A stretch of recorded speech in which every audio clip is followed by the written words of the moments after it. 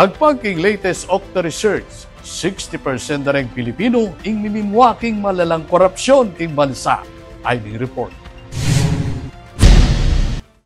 Pepabalo ning Okta Research na anam kareng balang apulong Pilipino ing masusuklam o todong mimimimwa king lalalang korupsyon king bansa. Agpang king survey agewa inyang September 25 to 30, 2025. Agpang kang Okta Research founder at President Professor Ranjit Rai, may kisan metong king survey reng 1,200 respondents iba't kareng niyayaliwang parti ning bansa. Base king resulta, 83% na rin Pilipino ing susuporta king takbang ng Presidente Ferdinand Bongbong Marcos Jr.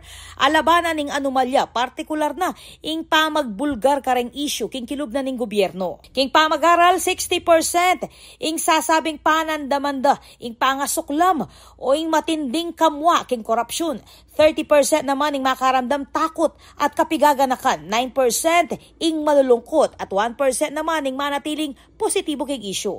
Pinuntuna mo naman ing Okta Research na mas matas ing level ning kamwa karenghane daring millennial at Gen Z ayang manyubong kanu kareng anti-corruption movement. Dagdag paketi, marakal kareng Pilipino ing mas magtiwala king meto nga independent commission bang imbestigan reng anomalya imbis na reng tradisyonal na institusyong politikal kalupan ning Senado o Kamara. Kaugnay na niti manyawad yang panupaya ing Malacanang king publiko kaugnay ning investigasyon kareng kaso nga ting kebalwan king korupsyon. Eya kanung makanita kalagway ta agpang kang Yusek Claire Castro. Kailangan pa mo kanu ing gustong proseso at matibe ebidensya bayo mikaswan ing ninuman.